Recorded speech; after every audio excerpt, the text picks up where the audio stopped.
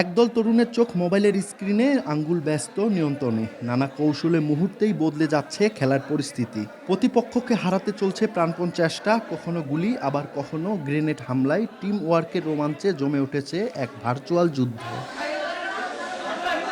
পঞ্চগড়ের মকবুলার রহমান সরকারি কলেজে অনুষ্ঠিত হয়েছে free fire campus hero Panchagarh এডিশনের গ্র্যান্ড ফাইনাল।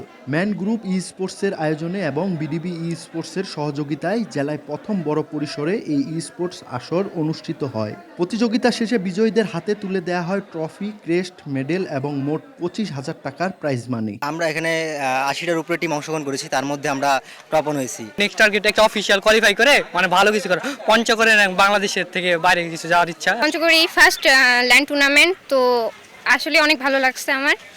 আমি চাই এটা আরও অনেক দূরে এগিয়ে যাক।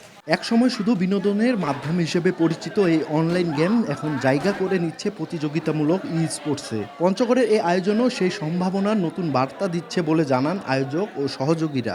তাদের যে কৌশলগত দিক তৈরি হচ্ছে, সেটাই আমাদের মূল লক্ষ্য। এখান থেকে যারা চ্যাম্পিয়ন হবে এদেরকে আমরা বিশ্বমঞ্চে তাদেরকে উপস্থাপন করার সুযোগ পাবো। বাংলাদেশে এই জিনিসটা এখন পর্যন্ত খুব বেশি ভাবে হচ্ছে না, তবে আমরা চাই এটা আরো ভালোভাবে হোক। পঞ্চগড়ে প্রথমবারের মতো আয়োজিত এই টুর্নামেন্টে গত 17 জুলাই অনলাইনে অংশ নেয় 86টি দল। প্রতিটি দলে ছিলেন 4 জন করে খেলোয়াড়। এরপর কোয়ালিফায়ার ও সেমিফাইনালের কঠিন লড়াই পেরিয়ে সেরা 12টি দল জায়গা করে নেয় গ্র্যান্ড ফাইনালে। এরপর ফাইনালে প্রথম স্থান লাভ করে অনলাইন গেমার দল বাংলা ব্লাস্টার।